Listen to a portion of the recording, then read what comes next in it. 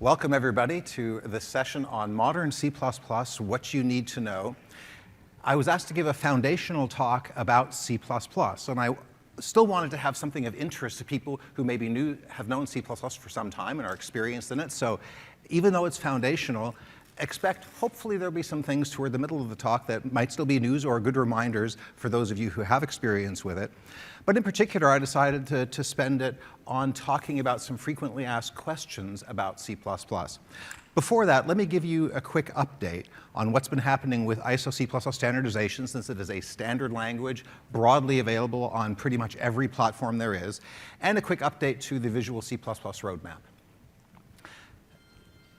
In February, we had our winter ISO C++ meeting, and it was an historic one because that is the meeting where we finished technically completing C++ 14, just 3 years after C++ 11. The, we hope, last international ballot is underway right now as we speak. If it goes through cleanly, we're done, and we'll publish the document in its current state as an ISO standard later this summer. And if there are any last-minute dottings of I's and crossings of T's, it'll delay it a bit more to the winter, but we're pretty much done. And this may, in fact, be the final document. So that's quite an achievement. And I want to say thank you to the many committee members who have worked hard on this for the past 3 years. They've really achieved a lot. And as you can see, that's not all they've worked on, because at the same time on that timeline, we're working on these side technical specifications, which are intended to come into future versions of the standard, but right now they're separate documents that implementers can and are implementing that we can get libraries and extensions on specific topics, like parallelism, concurrency, file system, things like that.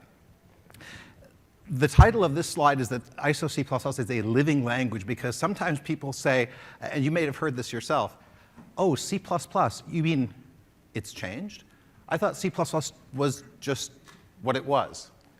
Like it's this thing that you dug up out of a certain sedimentary level, and that's just where it was frozen in time. Well, it's not. It's a living language, and it's changing rather quickly right now as it's modernized.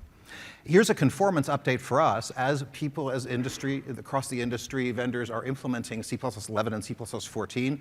We're busily doing that as well. Here is an update of a slide I've shown before. There are more C++ 11 features off to the left that we'd already implemented before VC 2013. Since then, here are the updates that we added in the preview, in the RTM, and in the winter CTP that we shipped to give you a preview of what's coming in the next release of Visual Studio. And today I'm pleased to show what we're going to be hopefully getting into the next CTP. I do not have a date for that yet. We told you we will let you know what we know when we know.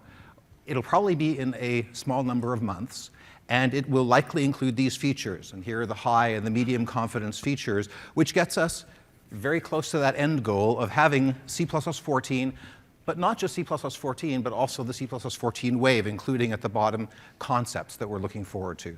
Concepts won't be in this next CTP, but it is definitely on our radar as we complete this and round it out. And so we're really excited about that. And I want to say thank you very much to the Visual C++ team back at Microsoft, who have worked really hard to make this happen and deliver a lot of features at good quality, and we really appreciate that. So thank you very much, guys, back home.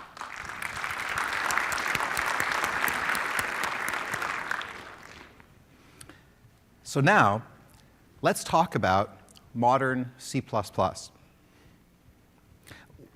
And when I was asked to give this talk, as I said, as a foundational talk, I thought, well, let's answer some questions that I'm getting a lot, and I know many of you have been getting.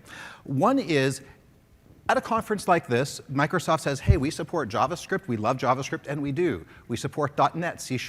We love that, and we do. You've heard the great announcements today that my team is excited about because we're implementing a lot of that in our team. So we're excited about that. And we love C++. If they're all supported, which one should I choose? So I'll spend a slide on that. And the same question really comes up across the industry because we have lots of languages available. This is a good thing. So I'll talk about that.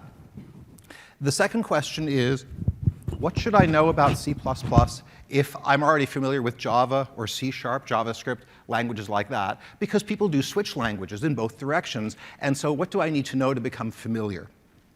So let's first talk about fact number one. When should I use C++? The first thing you should use C++ for is if you need full cross-platform portability because there's a C++ compiler for every platform that matters.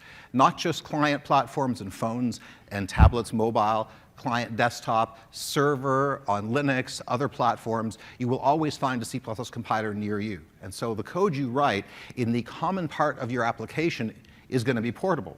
And then we can write the platform-specific things, for instance, the UI part.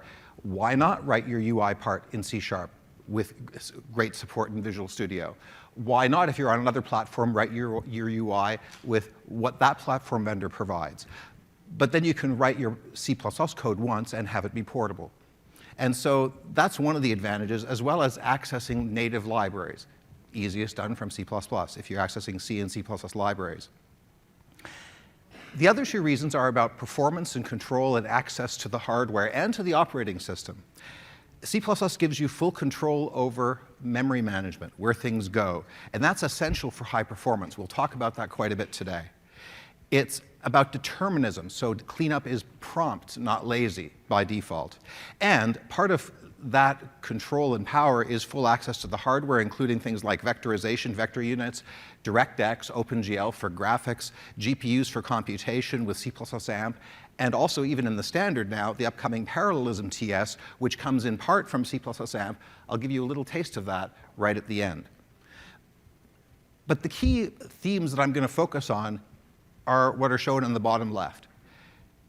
C++, what you need to know is that we have value-like copyable types by default. You can still express other types, but they're the default.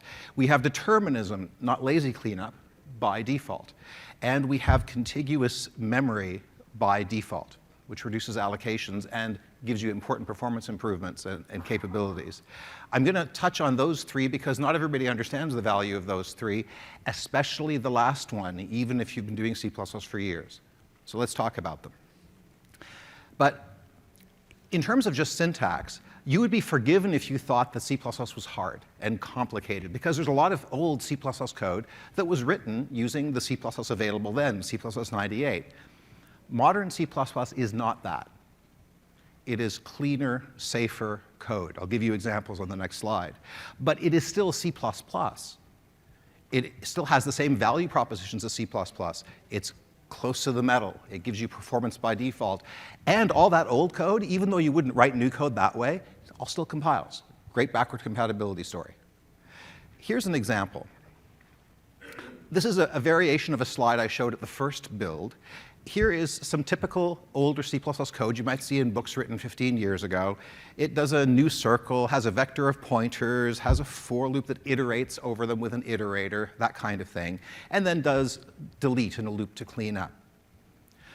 Today, most of that code would not pass code review.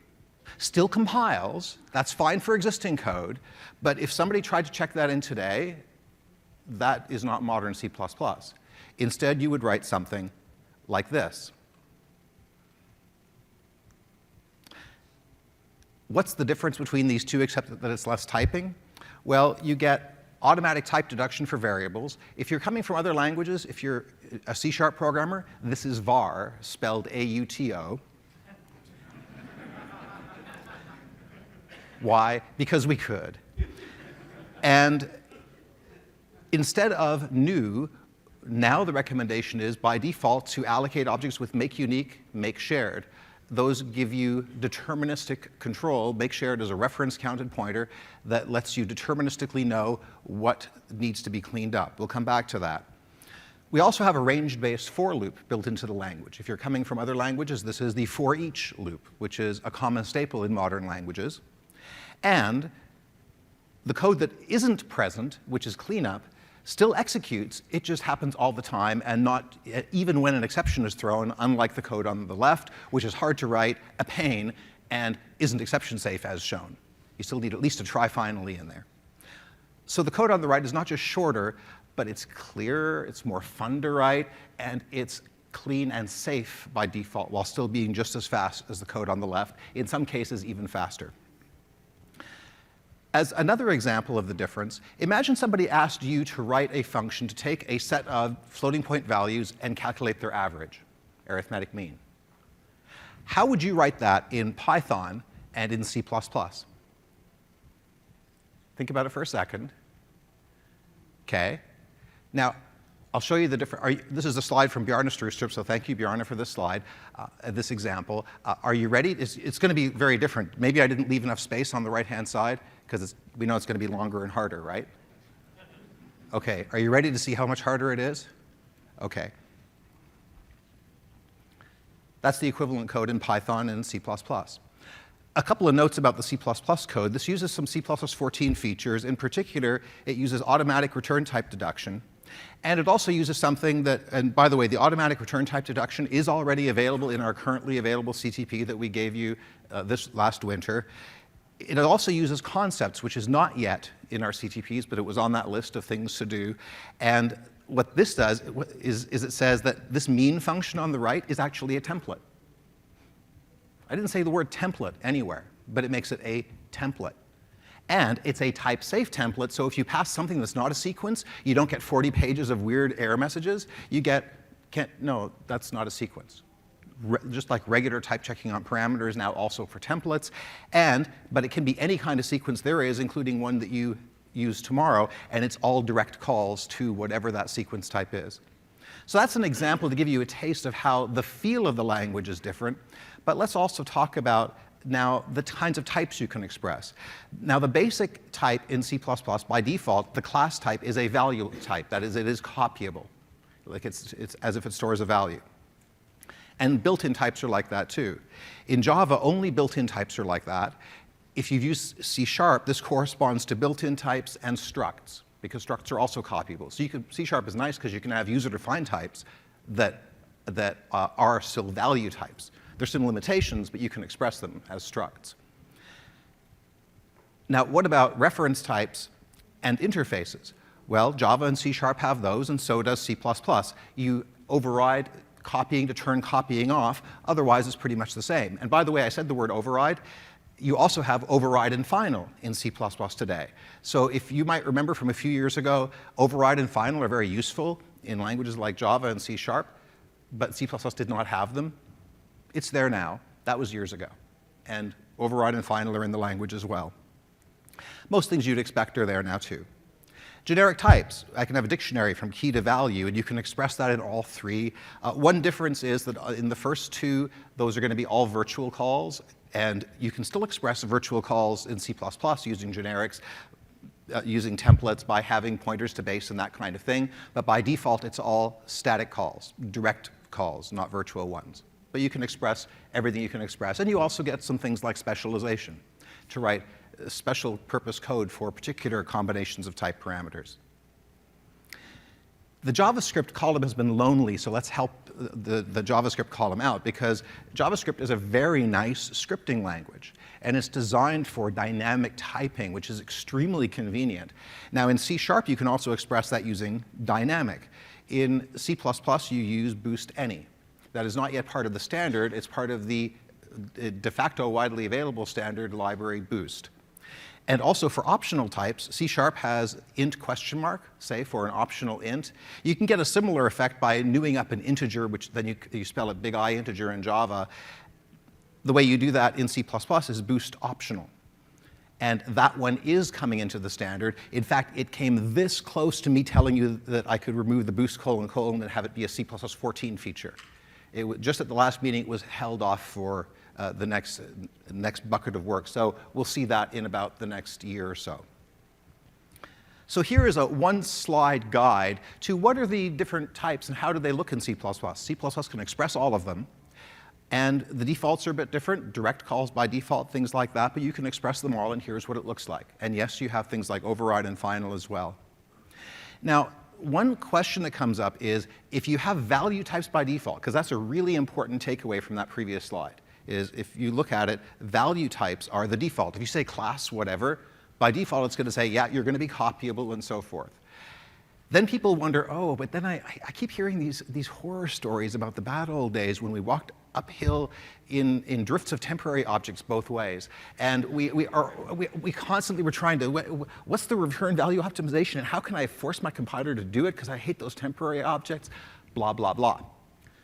That was then. There are no more hills, at least not both ways. And the temporary objects, the idea of extra copies is a completely different story in modern C++, because one of the things C++ 11 added, not 14, 11 added, was the idea of moving. So it's really optimizing these value-like types. So if you have a very big value, like a collection, and you move it, we don't take a copy of it and then destroy the original. We simply take ownership of its guts, typically by assigning a couple of pointers under the covers, and then let go the now empty other container. And so what this gives you is it gives you the clarity, as you see in this example code, of talking about value types, like returning by value, returning a big collection by value on the left, or a potentially large matrix by value on the right. And it's OK, because we automatically move from temporary objects. We don't do deep copies. So you get the clean semantics of value types and the efficiency of reference types without having to go return a set widget star or something like we'd have to in the old days. So that's a nice improvement because it makes our code clean and clear, but it's really fast. And in fact, if you take existing code that was pre-C++ 11 that used STL, for example, and recompile it with C++ 11, you might see some speed up just from recompiling it, because move semantics will kick in even in your existing code. You don't have to write anything special in most cases to take advantage of it. If somebody asked you what is the most important C++ feature, I can imagine several legitimate responses. And maybe we have our favorites. But here's one that perhaps is undervalued. And this gets us to the second topic of determinism. We talked about value types by default. Now let's talk about determinism by default. The lowly close brace is powerful. It is not just white space for, OK, by the way, compiler, I finished a function. It does stuff for you. In fact, it is your main tool for cleanup in your entire C++ program. In the body of an if condition, if block, it destroys that local variable x at the end. At the end of the function do work, it destroys that automatic variable x at the end. Destroy means dispose. A class widget, if it has a gadget as a member, when you have a widget object and you destroy or dispose it, the gadget automatically gets disposed too. Let's drill into that.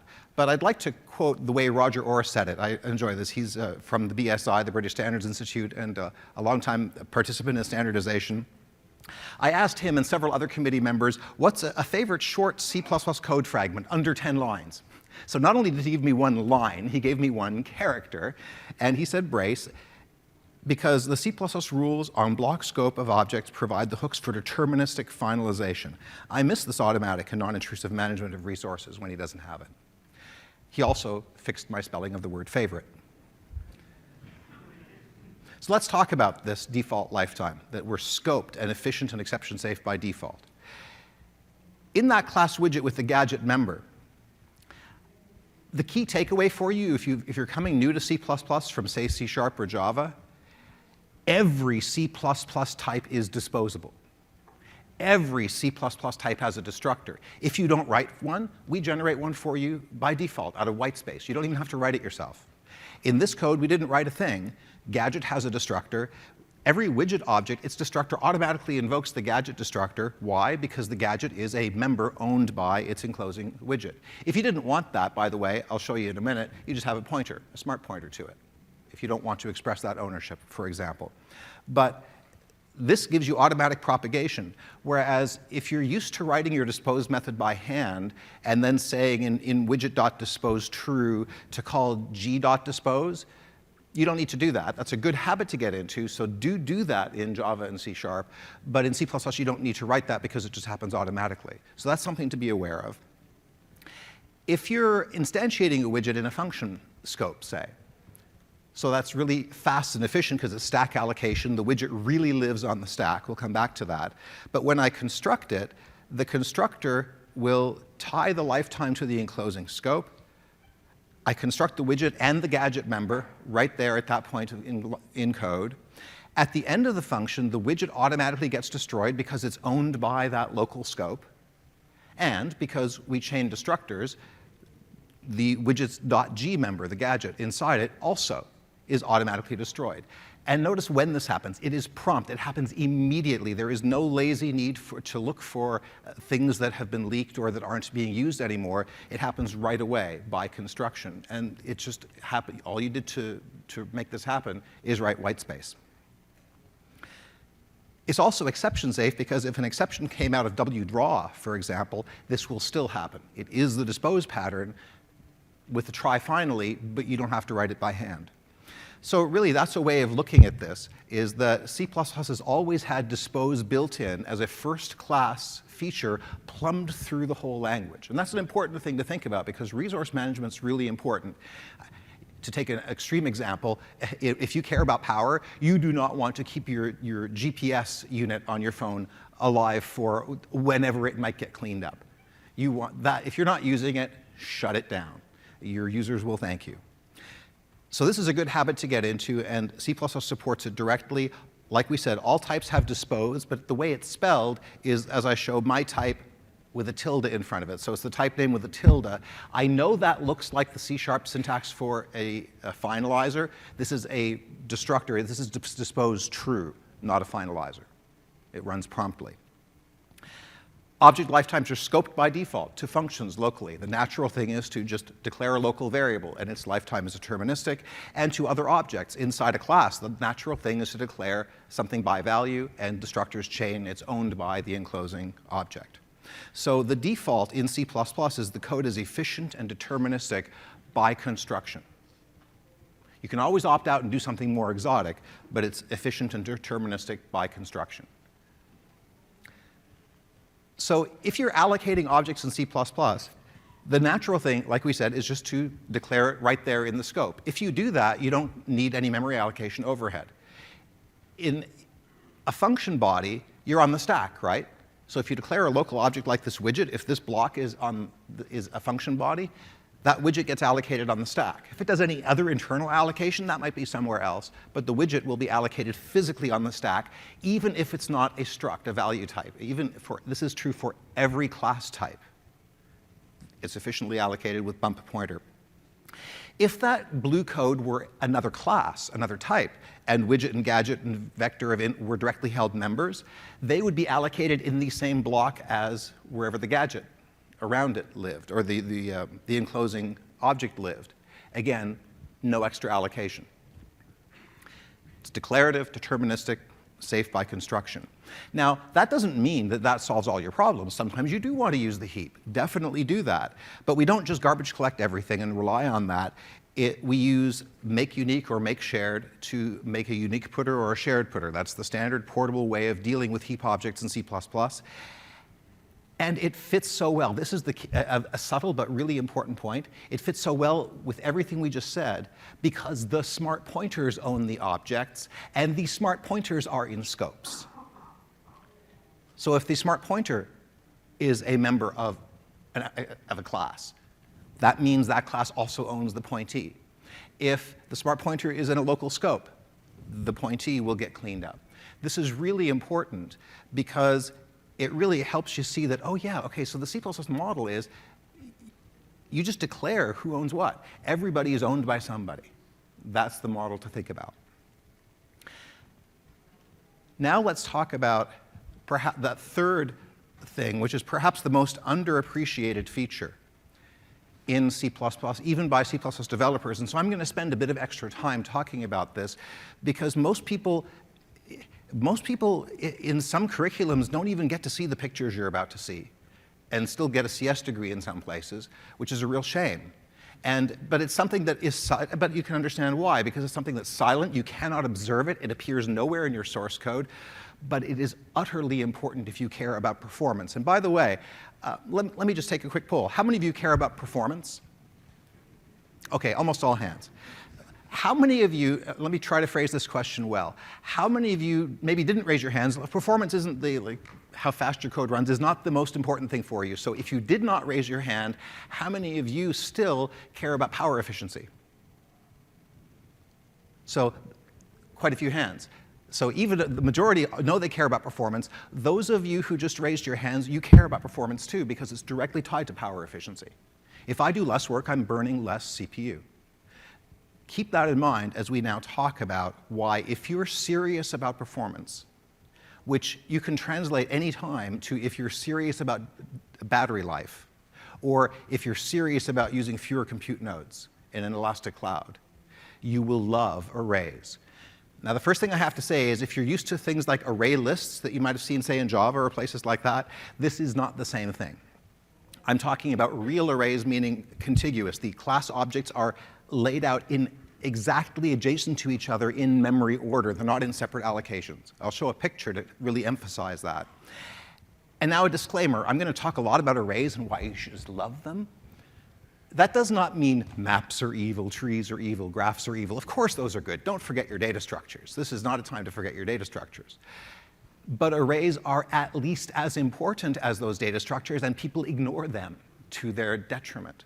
That is why we're going to focus on arrays. Definitely, however, use another data structure if it's appropriate. But now let's talk about arrays. Contiguous arrays. If you are visiting many objects, you seriously want to visit them in adjacent address order. How many of you already believe that strongly and would shout that at the street corner? Okay, about 1/3. Let's roll up our sleeves. We will have more converts in a few minutes. Here's a memory layout of a typical object-oriented application. In Java or C# or in C++, down at the bottom, you can express this. In C++, it's, say, a vector of unique pointers of widget or of shared pointers, doesn't really matter, vector of pointers. In Java or C#, say you've got a new array list and you put in new widgets. So on the stack, there's an array object. It points to a contiguous array, like a really contiguous array of pointers. That is, array points to a contiguous array, but what's in the array is not objects A, B, and C. No, it's object references. It used JavaSpeak, for example, to A, B, and C. To an A that's on its own separate allocation over there. To a B that's on its own separate allocation over there. To a C that's on its own separate allocation somewhere else. And those A, B, and C, the addresses of those need bear no relation to each other. It might be just depending on what thread created them, when, what the compacting collector has done in the meantime. So you can express this. This is the default way that your program looks in managed code. And you can express this in C++. You can definitely do this, and sometimes that's appropriate. What C++ also lets you do is to use a vector of widgets directly. Notice there's no widget pointer. It's vector of widgets. And so now array points to an allocation, to an array, where the objects are directly embedded in that array. Their addresses go one after the other. So if you have object 1, the address of the next object is the address of it plus size of object. They are right there next to each other in the array. That gives you a great performance boost in many cases. If you want to get rid of even that additional pointer, you can also do that using std array. If you know the dimensions of the array in advance, std array lets you specify a size and won't do an allocation at all. But the big performance difference already comes in when you do B. Let's see why. Just a coda, by the way, the kinds of tricks I'm about to show to control where objects go, you can't directly express in Java and C# because when you new up a class type, when I say an object, I mean an object of class type, you have to say new widget or something. So you get a separate allocation, which is fine. It's convenient in many cases. If you want to control where they go, if you want to stick them in adjacent memory, in C# you can do things like make them really be a struct, so you break encapsulation, which is a fine way to get performance in performance-sensitive C# code. So if you're a C# programmer, know this trick, because you can do it in C# and not Java, because Java doesn't have structs, value types. That's really important.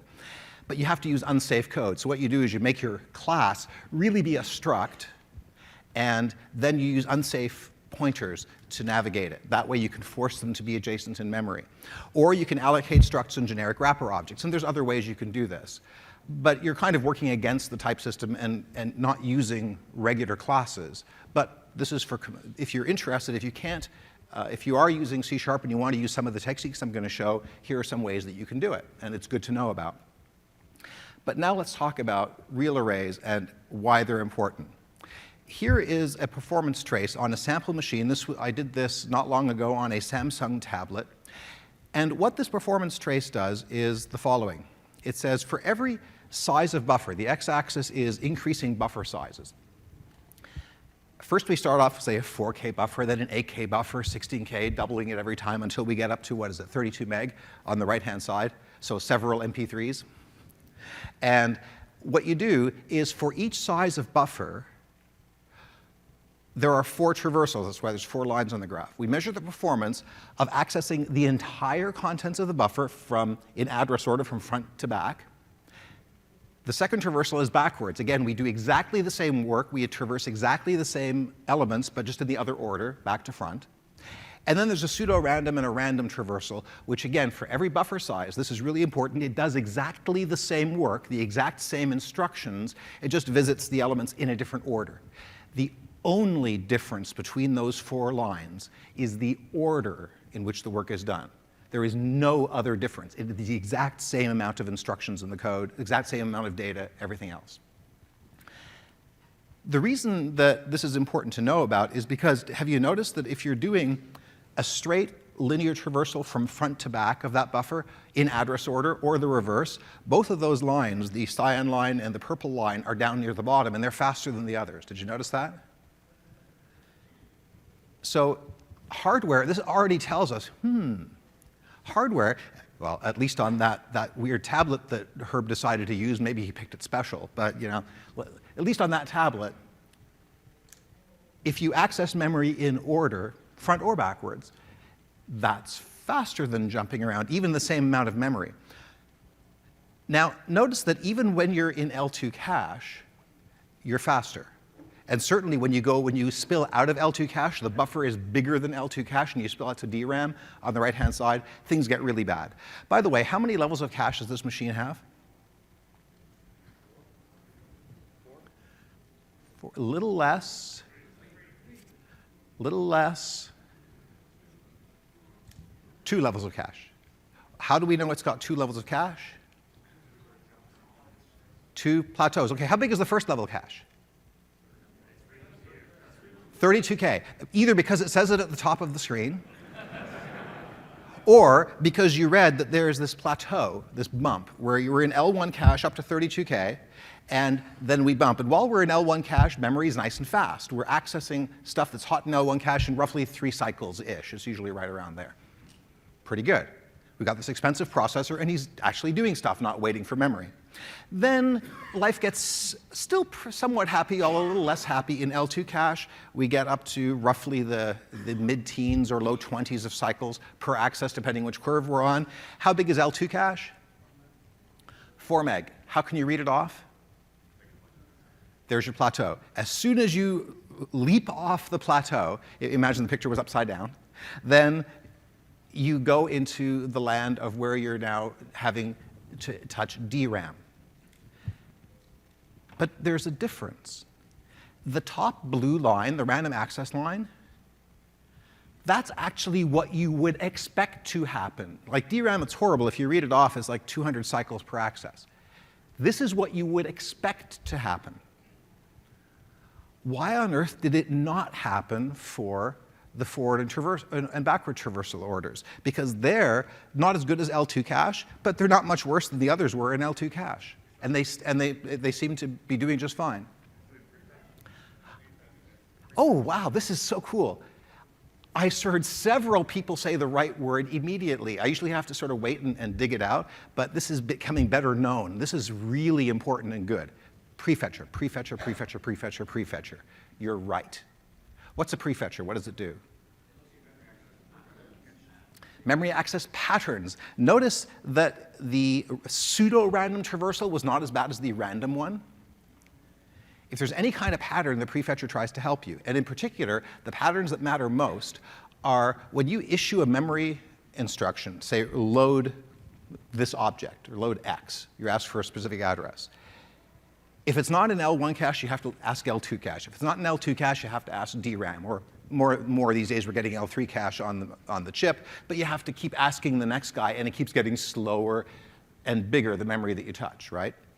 But if you ask for a particular byte, and it's not in cache, you have to wait till off we go into DRAM, and then we come back, and then we get the answer. Then we can read the memory. If that contains a pointer to the next thing we want, what do we do next? We now issue a second memory request, which we cannot overlap because we didn't know what pointer to ask for until the first request came back, and now we take the latency hit again, and again, and again. Please do yourselves a favor when you read code in any language, and I don't care if pointer dereference is spelled arrow or dot. It's spelled differently in different languages. I don't care how it's spelled. Treat those as expensive operations, and you will start to look at your code in a very different way. I'll come back to that and justify it. But what's the difference here? Well, we said that here's the prefetcher. Oh yeah, I forgot to finish saying what the prefetcher does. The prefetcher says, oh, but wait, I know you software programs. I've seen your kind before. When you ask for object X, and then I do all the work of going over there to the warehouse and get it back to you, so often, this is a story of my life, the very next thing you do is ask for object X minus 1 or 2, or X plus 1 or 2. Spare me. If I'm going to go all the way to the warehouse, I'll get not just object X, but I'll get some nearby cache lines as well, because dollars to donuts, you're about to ask for them anyway. If you do, guess what? You don't take the latency hit again, because you wait once for object X, but as soon as you get it, you also get it and its neighbors. And this is where cache management strategies come in, because maybe the program really didn't want those, and so then you want to evict those early from the cache, because they were speculative loads. We issued the load before we waited for the processor to execute the load instruction. We speculatively executed that load. This happens all the time in all sorts of hardware. And here you can see the prefetcher staying madly ahead. Now, why is that line it's a bit jittery, but why is it pretty level? Because prefetchers stay a fixed amount ahead of you. Prefetcher might say, oh, if you ask for X, I'll ask for, X minus 1, 2, 3, and X plus 1, 2, 3. So if you next ask for X plus 1, then X plus 2, then X plus 3, then X plus 4, it's always staying 3 ahead of you, a fixed amount ahead of you. And so you get, if you're doing linear access order, and only if you are doing linear address order use of memory, it stays a fixed amount ahead of you. To emphasize why this is so important, let me say it a different way. How many levels of cache are there on this machine? 2. Some of you had said 3 earlier. How do you know there's 2? Because there's 2 plateaus. But are there 2 plateaus? There's 3. What's the third one? The prefetcher. It's the prefetcher. This machine has only 2 levels of cache. That's the truth. It has only 2 levels of cache. There are no extra transistors around for a 3rd level of cache on this tablet. And yet, if I access memory exactly in order, I get the effect as if there's a 3rd level of cache. How big is it?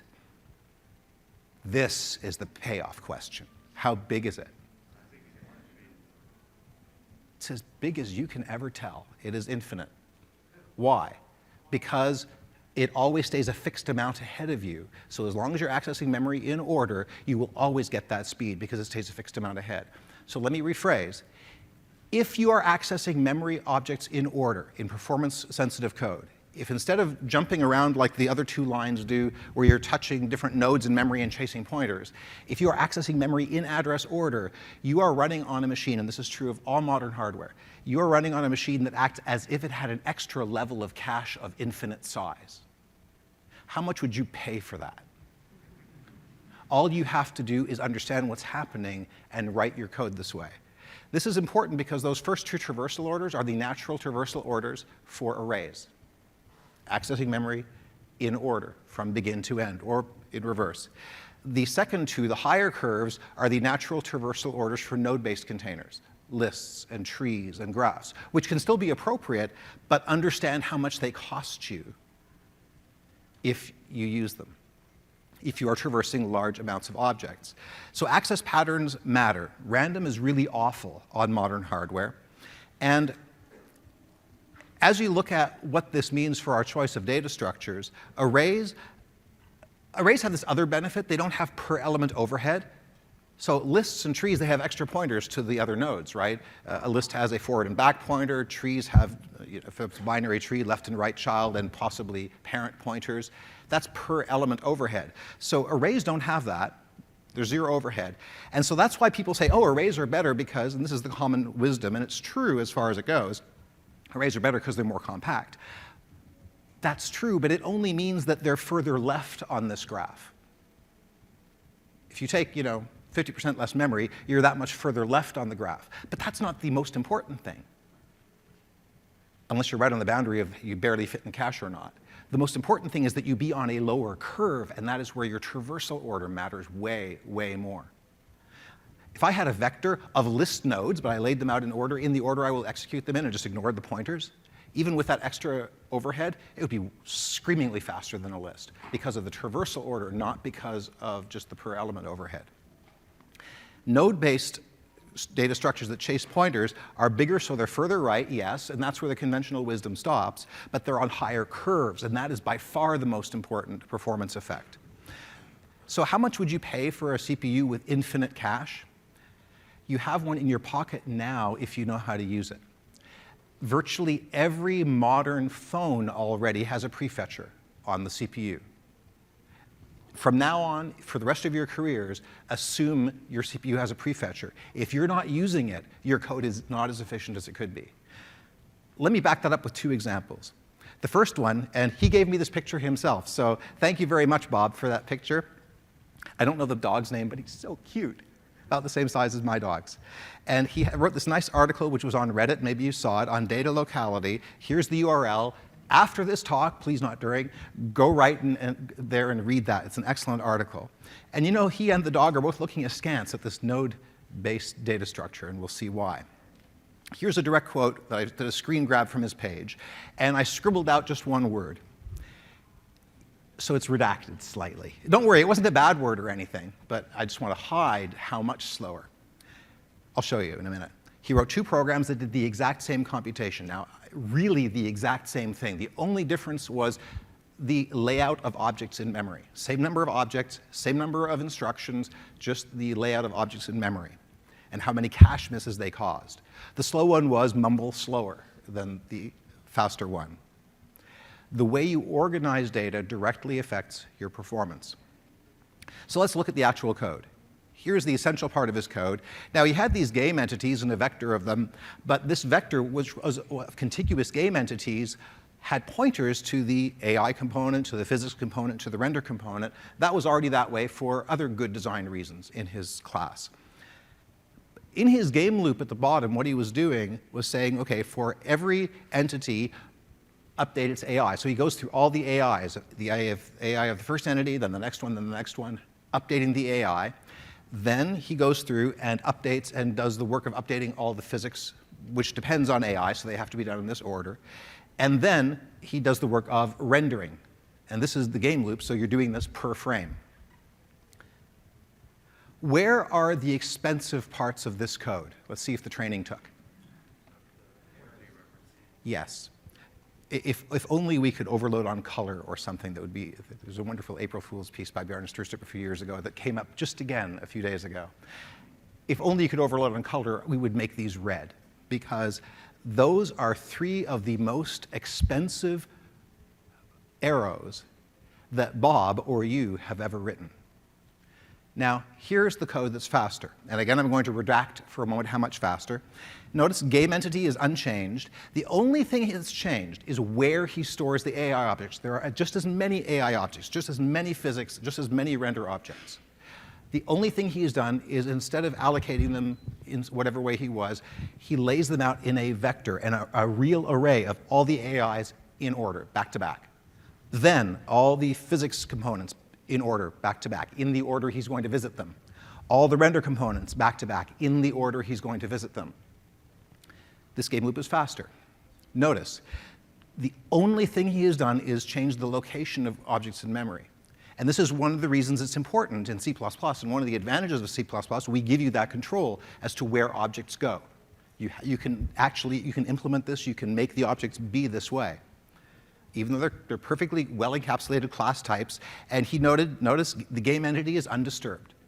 This did not require him to lose encapsulation, or he didn't use any unsafe code or anything. It's perfectly safe code, and it's well-encapsulated. It's well-designed, well-encapsulated. He did not give up OO to do this. How much faster do you think the right-hand code is? No fair saying if you read his article. Do I have 10%? Anybody willing to give me 10%? 4x. Okay, people are going like right to 4. I have 5x. Who was 5x? I have 5x. I'm going to ignore a couple of really insane numbers I'm hearing. Who else? 6x? Okay, I've got 6. Okay, can we jump a little bit more? 10x. Okay, I'm going to give you a hint. It wasn't 10. It was 15. Actually, no, it wasn't 15. It was 50 times faster. The only thing he did was change the order of objects in memory. That's all he did. His game loop was 50 times faster. Here's how Bob put it. I love the way that he talked about it. And here are his drawings of how this is different. Left-hand graph picture, slow. Right-hand array picture, fast. And also more power sipping, better on mobile. I love the way he put it. This pumps a solid stream of bytes right into the hungry maw of the CPU. That's such a good way of putting it. This is called your prefetcher loves you, if you love it back just a little. Here's the second example. And this example comes from John Bentley originally. If you have not read Programming Pearls, it's an old book, but a classic. It is still super relevant. If you haven't read it or haven't read it lately, read Programming Pearls and its sequel. So John Bentley and Bjarne Strostrup were working together. And so John, I'm taking these slides with permission from Bjarne, who has presented a variant of them at Going Native, and then just a few days ago also in San Jose. And I can't say it as well as he does. I mean, he was the guy who was there, but I'll do my best. So John Bentley comes into his office one day, all excited, and he says, okay, you know how linked lists are good for insertion in the middle? And I know you like arrays, Bjarne. Let's say you do the following workload. You generate n random numbers, and you insert them one at a time into a sequence in the position they need to be to make the whole sequence sorted. So if you do 5, 1, 4, 2, you get the sequence, the insertion sequence shown here. So most of the inserts are somewhere in the middle. Then you remove the elements one at a time, again, picking a random position in the sequence, remove the elements, so you're doing a race, often in the middle, once in a blue moon near the ends. And the sequence so grows incrementally and then goes back to nothing. How big does n have to be to make it better to use a linked list than an array? Now, first off, what's the best data structure if you know you're going to have a decent number of objects and you're going to do a lot of insert in the middle? Which is better, an array or a linked list? Linked list, right? Why? You just have to fix up a couple of pointers. With a vector, an array, if you stick an element in the middle, well, you can't do that. There's no room. They're all jammed up against each other. So what do? You shuffle over. You take that many elements, move them all over one piece, and then you've got a space and you stick the new one in. Got to be slow, right? So now Bjarne is thinking, okay, he already knew intuitively that vectors were better because of locality for up to a few dozen, 100 elements. But he also realized that John Bentley was a very smart person, and he wouldn't be coming excitedly into his office if the number was only 100. So what do you think? For which n is it better to use a linked list? How big does n have to be to make a linked list better? Any guesses? I have 1,000. I have more than 1,000. 32K depends where your L1 cache is, so that would be divided by, if it's ints, divided by 4. So like if you're talking about maybe 8K, 8,000, 8,000. Do I have more than 8,000? A million. Well, Bjarne only measured to 500,000, sorry. And list was still losing. Here's the last time that he tried it, here's the actual run. If you don't believe this, I think right now probably 80% of the people in the room are going, okay, something's being gamed here. This can't be right. Try it yourself, but let me summarize what's going on. Vector beats list massively for insertion and deletion. Now, again, your mileage may vary on any performance benchmark. Do try it yourself. It's for small elements and relatively small numbers, in this case up to 500,000. I have reason to believe that that will continue to diverge. Why? What are the costs here? Well, the first thing you might think is, oh, wait, I forgot, with a linked list, I have to do a bunch of allocations. I have to allocate every node. Ooh, I bet you that costs something. Yeah, that's what that middle line is. That's if you pre-allocate all the nodes. So just pre-allocating all the nodes, which means you have to know how many there are in advance, and then you put them adjacent if you can, that kind of thing. You pre-allocate them at least in advance, so you remove all the allocation overhead. Sort of unfair, but let's do it. That gives you most of your performance back, but just a little more than half. But it's still way worse. Why? First of all, it's more space. There's per element overhead because of the forward and back pointers. And there's the allocation overhead, which we already discussed a little bit on the previous slide. But on top of that is the access order. Now think about what is happening here. You have to find the insertion point every time, which means you're traversing the linked list. You have to traverse it to find the insertion point, which means on average you're traversing half the list each time, doing all this pointer chasing. Now, for the vector, in the code that he actually measured, the vector also did a traversal from begin to, he did a linear search every single time, which you might think, that's got to be bad in quadratic. How could the line be so slow? It's because prefetchers are that fast. That vector line that beat everything by a long shot was still doing linear traversals. You could say, well, wait a minute, it's a sorted vector. He could have done a binary search. He wasn't even doing that. He was doing just a linear traversal, because I really want to emphasize, it's amazing even to me. I did not expect this until I saw this last year. Linear traversals are that fast. You really want to lay out your objects in memory. Now, some of you might say, well, wait a minute, shouldn't I have used a map, a tree? Because that's the natural thing, because if you use a tree, you get order log n lookup, right? Which is better. Well, first of all, that misses the point. Don't optimize for the exercise. But if you did that, the green line is the line for map. Notice it is still above vector. That is still the unoptimized vector that's doing a linear search each time. Linear search is so fast, even for large numbers of data, large amounts of data, that if you're doing it, it even is competitive with order log n lookup to large numbers. And of course, you could have done, if you're going to do the map optimization, you should also do the binary search optimization for the array case, in which case it would be even lower. But implications, keep data compact, but access memory in a predictable manner. I like Bjarne's measure. Your intuition is not reliable. That's all of us. That includes me. Complexity theory is a blunt instrument, because it does not tell you anything about constant factors. And sometimes constant factors really matter if the constants are extremely, extremely low. So having said that, by default in C++, what container should you use? In C++, the default container you should use, unless you have a reason to use something else, dictionary lookup, that's fine if you want it. Use a map or an unordered map at the bottom. But your default container is vector. And guess what? It's contiguous by default. It's safe. It dynamically resizes to fit. It's not like a C array. And if you want to avoid using heap entirely, you can, as we already showed, use a std array to allocate the array in place, if you know the size of it originally. And if you want dictionary lookup, you can use map for tree-based lookup, unordered map for hash-based lookup. All of this is available in the standard library. But I hope you like vector maybe a little more and appreciate what it's doing for you a little bit more. If you're visiting a large number of elements, you want them to be in memory in the order that you access them. Now, what if you want heterogeneous containers? So one of the things that you can do in other languages and in C++ is have a container that contains objects of different types that are maybe related. So I want a collection of shapes. Some are circles, some are triangles.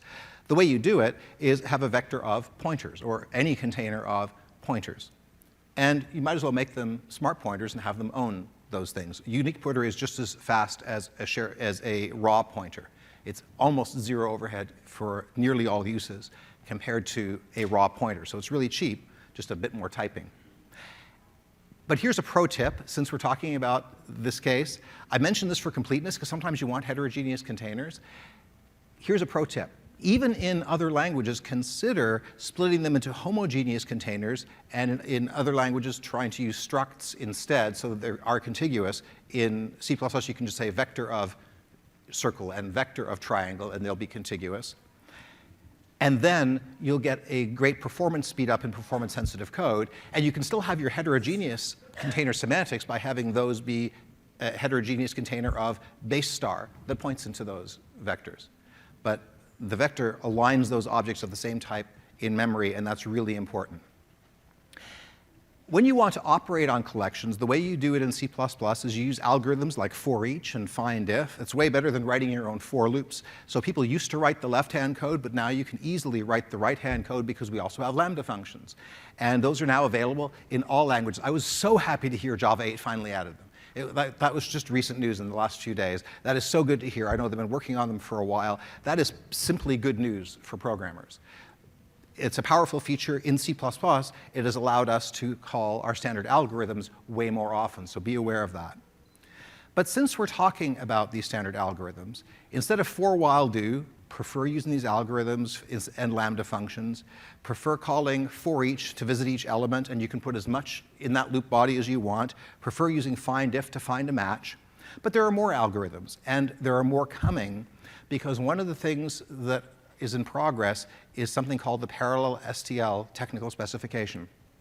And what this does is it puts a parameter in front of nearly all STL algorithms that says, oh, by the way, run this in parallel, or run this vec, which means in parallel on as many cores as you can find, and then in the chunk you're doing on each core, use the vector lanes, use the vector instructions on each core.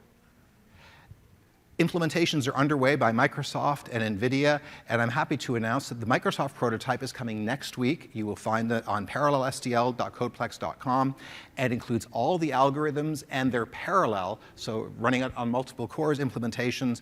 A future release will add also the vectorization. That requires support from the back end, and we're busily working on that for a future release. So that's something that you can enjoy very soon, just next week. Finally, what do you need to know next about modern C++?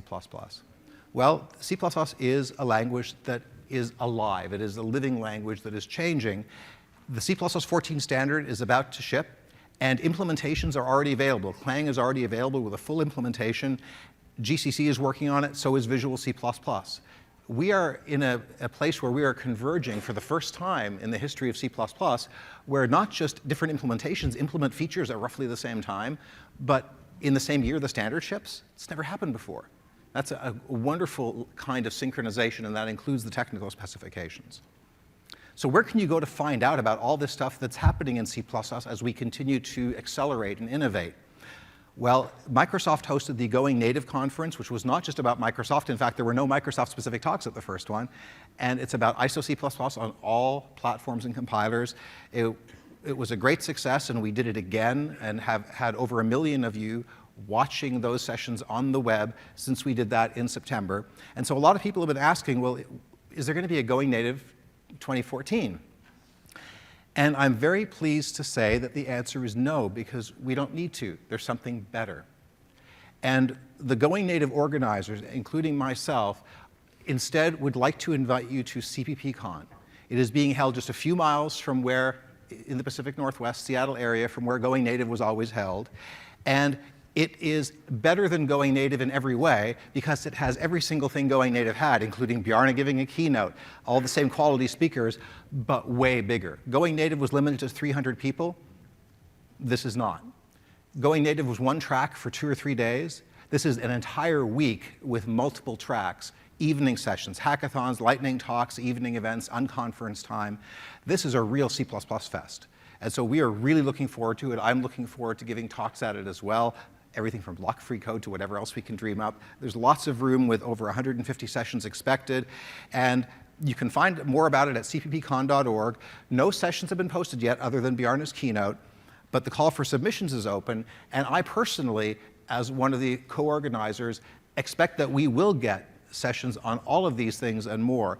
Of course, you expect things about the standard, C++ 14 and 11, and about libraries and frameworks, but also about parallelism and multi-core and multiprocessing, functional programming, concepts and generic programming, high performance, low latency computing, financial trading apps, game development, embedded development, mobile development in C++, scientific computing, robotics, real-world app experience reports, information about tools like refactoring tools and code analysis tools, static analysis, and much more. So this is going to be a great time. We at Going Native want to fully endorse this event. We think it's great. This is happening by the community, and so we want to support it. So instead of doing Going Native again, we would like to help organize and run this. And this is being done not by Microsoft, but by the community for the C++ community. We hope you can all come.